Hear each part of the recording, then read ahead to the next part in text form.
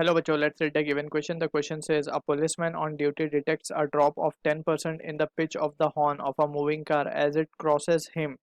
If the velocity of sound is 330 meter per second, the speed of the car will be option first 20 meter per second, option 2 17.3 meter per second, option 3 25 meter per second, option 4 27 meter per second.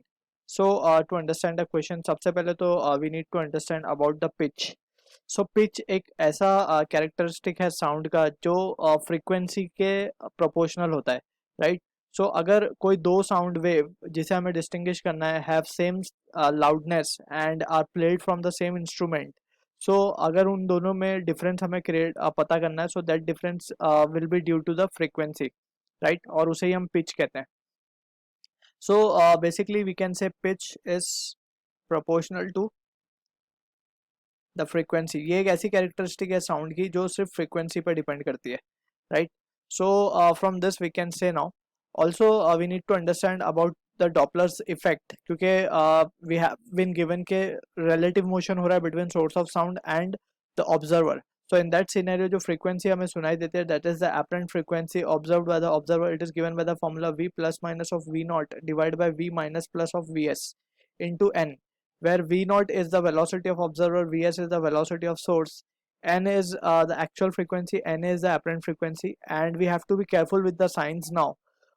Numerator में positive sign for observer and in the denominator negative sign for source. It is representing the case of observer and source moving towards each other or either of the one moving towards each other, right. अब second case में we can say ऊपर negative नीचे positive, that will be representing the case of observer and source और both और either one moving away from each other, right. So ये basic बातें हमें पता होनी चाहिए. So using this we will try to answer the given question. अब हमसे बोला जा रहा है पुलिसमैन डिटेक्ट्स ड्यूटी और drop of 10% in the pitch, यानी कि पिच मतलब फ्रीक्वेंसी, यानी कि 10% ड्रॉप सुनाई दिया उसे फ्रीक्वेंसी में. So we can say also we know कि जब ऑब्जर्वर के नज़दीक, यानी कि पुलिसमैन इस केस में ऑब्जर्वर है, व्हेन सोर्स कम टुवर्ड्स तो फ्रीक्वेंसी ज़्यादा सुनाई देती है. So we can say let's say वो फ्रीक्वेंसी n1 है जो सुनाई दे रही है पहले, और जब वो कार क्रॉस कर जाए तो जब जो फ्रीक्वेंसी सुनाई देगी, ये टुवर्ड्स वाले केस में मान लेते हैं कि towards car coming towards the policeman, and ये जो फ्रीक्वेंसी जब सुनाई देगी व्हेन इट क्रॉसेस या पास अवे, ठीक है. सो अब हमसे बोला कि 10% पिच में उसके ड्रॉप सुनाई आया, यानी कि n1 minus n2 divide by n1 and that will be equals to 10%, यानी कि 0.1, right. So in this situation हम क्या लिख सकते हैं, 1 minus n2 by n1 will be equals to 0.1. अब n2 और n1 वी कैन कैलकुलेट. जब टुवर्ड्स वाली सिचुएशन होगी तो n1 को हम क्या लिख सकते हैं, n1 can be written as towards वाला केस है, सो ये साइंस फॉलो करेंगे v प्लस, अब ऑब्जर्वर तो रेस्ट पे तो ये 0 हो जाएगा, divide by v minus of vs. vs is velocity of source, यानी कि हमारे केस में वो कार है और इसे ही हमें फाइंड करना है, and it will be equivalent to the actual frequency n, right. So इसको हम यहाँ पे लिख सकते हैं कि v upon v minus of vc into n. अब नेक्स्ट सिनेरियो में जब वो पास अवे हो जाएगी, so that in that case it will be the case of moving away, so v upon, अब नीचे प्लस आ जाएगा, vc इंटू n.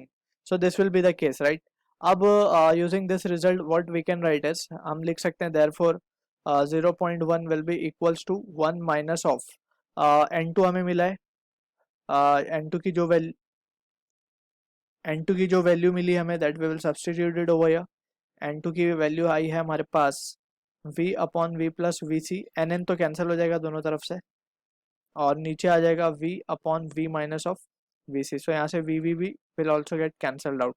सो जो रिजल्ट हमारे पास आएगा वो आएगा v minus V C upon v plus we C, and that will be equals to 0.1.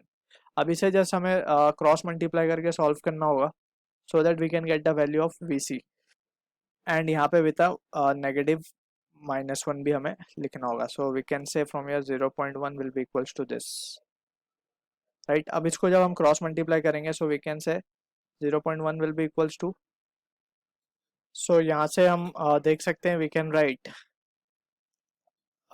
v plus we C v plus vc minus v plus vc divided by v plus vc, right. So यहाँ से हम देख सकते हैं v cancel हो जाएगा। सो जो result हमारे पास आएगा that will be 0.1 and that will be equals to 2vc divide by v plus vc, या फिर हम v प्लस vc को इस साइड मल्टीप्लाई कर दें। सो ये हो जाएगा 0.1v plus 0.1vc is equals to 2vc, ठीक है। So from this we can say ये वैल्यू आएगी हमारे पास 1.9vc will be equals to 0.1v 0.1v, या फिर हम 19vc कहते हैं सीधा, that will be equals to v. So from here we can say जो वैल्यू आएगी vc की that will be equals to v upon 19. v हमें 330 गिवन है, 330 by 19 will be 17.36 meter per second. So this is the answer to the question. अब हम options देखें, so option 2 is matching with this. I hope you understood the solution. All the best.